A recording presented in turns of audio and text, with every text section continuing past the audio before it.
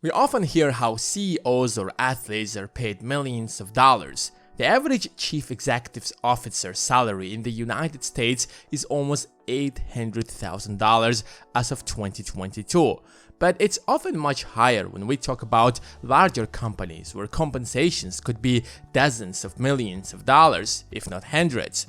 Tim Cook, for example, made over $770 million in 2021 alone. That kind of money even entrepreneurs don't often make. Or Nvidia's CEO, who made a little over $500 million in a single year. But the fact is, only 15% of millionaires were in senior leadership roles, such as vice president or CEO or CFO, COO, etc. 93% of millionaires said they have achieved their wealth because they worked hard, not from big salaries, but rather by building something of their own.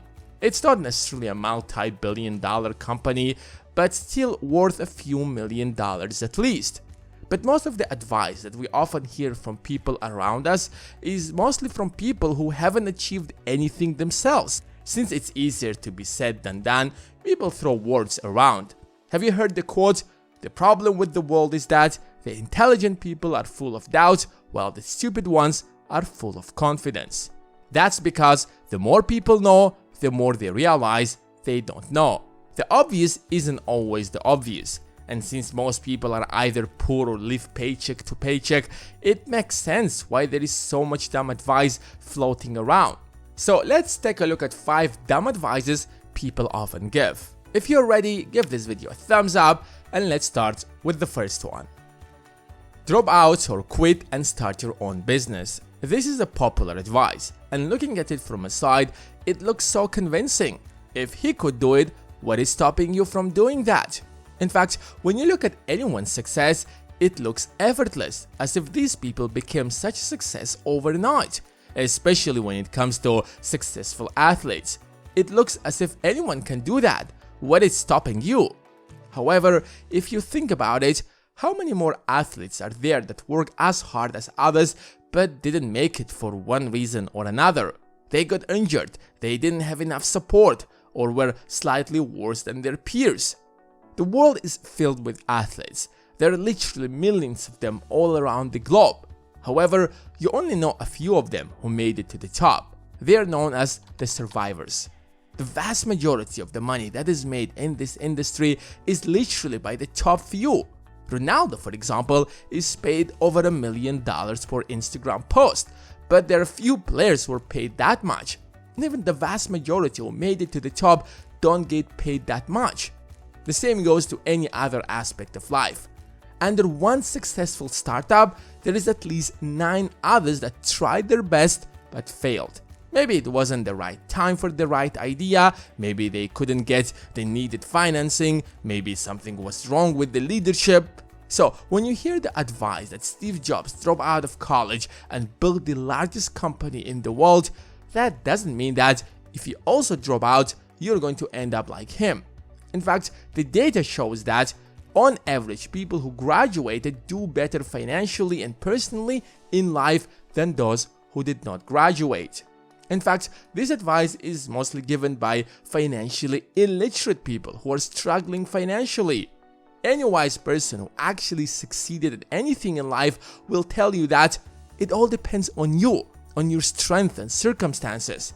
If you need to drop out to pursue your goals, then be it, but make sure you have thought it well and you know what exactly you are doing. Number 2, we live once, so stop saving and start enjoying. This is a great advice. Living while constantly being worried about the future doesn't make sense. What is the point of saving so much money when you might not see that money at all? What if you pass away tomorrow? What if a car hits you? So enjoy while you can, and if you need more in the future, you will earn it. That sounds logical, however, that is not how the world works. First of all, you never know when you're going to die. This is not something that is often planned. We just have to accept the fact that sometimes some things are outside our control. Secondly, as you grow older, your expenses rise. Remember when you were a teenager? $1,000 back then seemed like a fortune, but today as an adult, it doesn't even cover your rent. Tomorrow, as you get older, whatever money you earn today will not be enough. That is normal since your needs and wants grow, so does your spending. So if you live with that mindset, soon you will find yourself struggling from paycheck to paycheck. But then it will be too late to do something, especially if you're going to have a family and kids. 61% of Americans are back to living paycheck to paycheck after unrelenting inflation that is driving prices up. So while it makes sense to enjoy the present, you should always keep a sharp eye on the future, especially the financial side of it. Always save and always invest, even if you don't need that extra income now. Number 3. Renting is a waste of money. I can't stop meeting people who time to time try to convince me that renting is an absolute waste of money. It's like burning money. You're paying someone else's mortgage. Why would you waste a fortune on rent when you can take a mortgage and end up with a house, even if that means you have to wait 30 years? To be honest, this is dumb logic. Even if you assume that buying a house is cheaper in the long run, when you rent, you're not throwing money away, you're getting something in return. When you get an Uber, you don't get the car, you get a drive.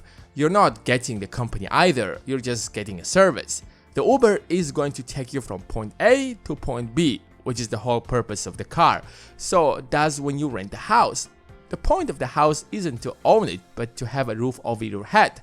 So when you rent, you're getting a place to stay.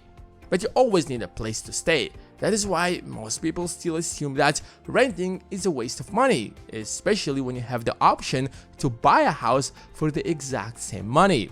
And that is where the misconception starts. Most people do not compare all the cost that comes with buying a house and only take into account the usual price tag and compare it directly to renting. I am not discouraging anyone from buying a house, but it isn't always the best option considering that sometimes the market is at its peak, other times it might not suit your circumstances.